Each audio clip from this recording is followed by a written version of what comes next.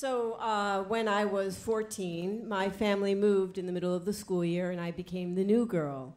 And being the new girl, I was relentlessly bullied.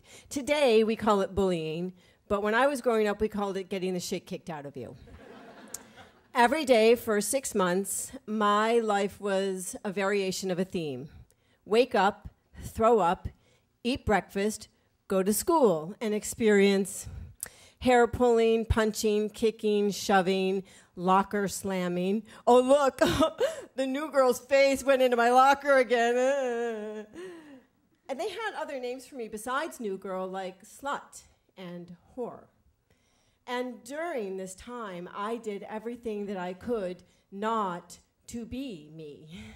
I stopped wearing pretty clothes and makeup. I stopped wearing high heels.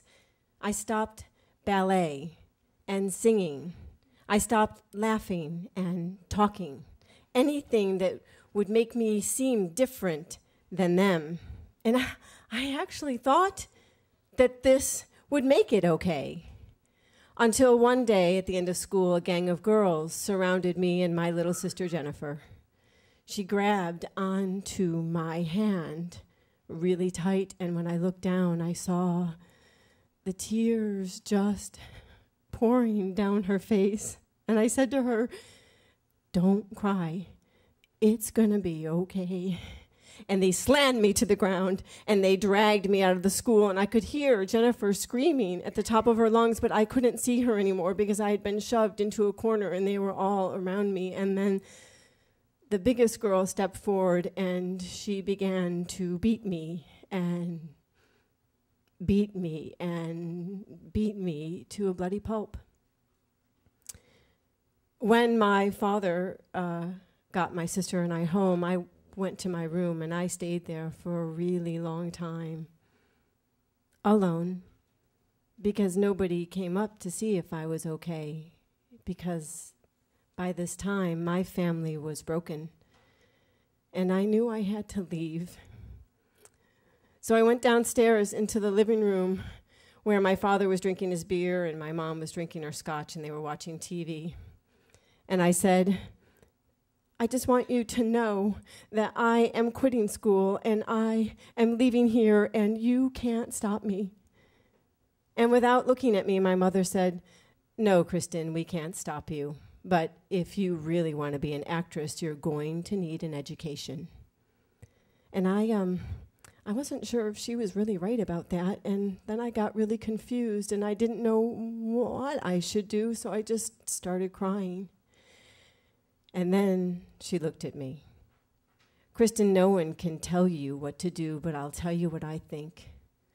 I think you need to go back there tomorrow. You put on your pretty clothes, you put on your high heels. I'll help you cover those bruises and scratches, and you go back there and you show them that they cannot beat you. You don't let them win." And so we sat there, the three of us, with the TV going on as I cried and thought. And finally, I just got too tired to think anymore, and I just stood up and I said, "Okay." So the next morning, I put on my pretty clothes and my heels, and my mother and I, we covered the bruises and the scratches the best we could, but I had one long one that started at the top of my neck, and it went all the way down, and it was tough to cover, but we figured out a way to cover it almost. And when Jennifer and I walked into that school, the kids started, "Can you believe it? She's here. What's she doing here? Did you see her? Za, za, za, za, za."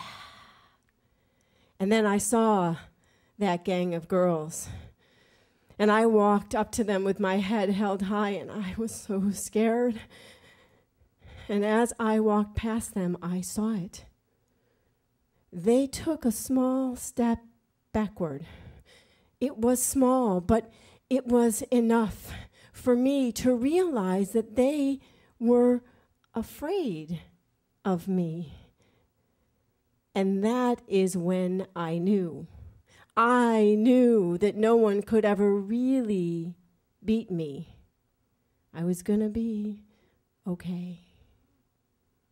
Thank you.